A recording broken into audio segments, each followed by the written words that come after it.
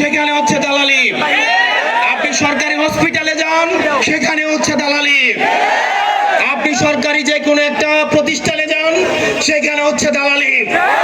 চাকরি নিতে যান, সেখানে রয়েছে ঘুষ। এই শিক্ষার্থীদের সামনে রয়েছে ডিপ্রেশন, হতাশা। সরকারে যারা এসছে, আজকে 3 মাস হয়েছে। আমরা আজকে হচ্ছে মে মাসের 17 তারিখ, আমরা ফেব্রুয়ারির 17 তারিখ শপথ গ্রহণ করেছি।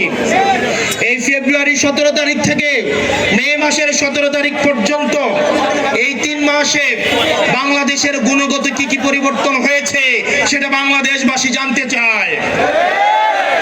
আমরা দেখছি ল অ্যান্ড অর্ডার সিচুয়েশন খারাপ হয়েছে, গুম খুনের পরিস্থিতি খারাপ হচ্ছে, হামে শিশু মারা যাচ্ছে, নিউমোনিয়ায় শিশু মারা যাচ্ছে।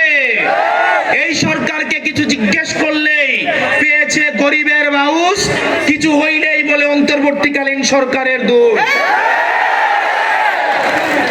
এই এক গান কতদিন যে কিছু হইলেই বলে অন্তর্বর্তীকালীন সরকারের দোষ। অন্তর্বর্তীকালীন সরকারের সময় প্রত্যেক দিন আন্দোলন ছিল, প্রত্যেক দিন আন্দোলন, এর আন্দোলন, অমুক গোষ্ঠীর আন্দোলন, তমুক গোষ্ঠীর আন্দোলন, প্রতিদিনই আন্দোলন।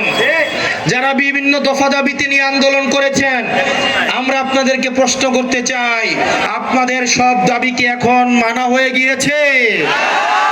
এখন আর আন্দোলন নাই কেন? এই আন্দোলন কোথায় গেল?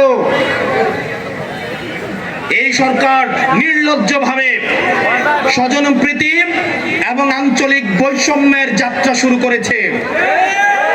আমরা দেখতে পাচ্ছি উন্নয়নের ক্ষেত্রে আমরা ভেবেছিলাম আঞ্চলিক বৈষম্যহীন উন্নতি শুরু করবে, কিন্তু আমরা দেখতে পাচ্ছি অত্যন্ত নগ্নভাবে আঞ্চলিক বৈষম্য শুরু করে দিয়েছে।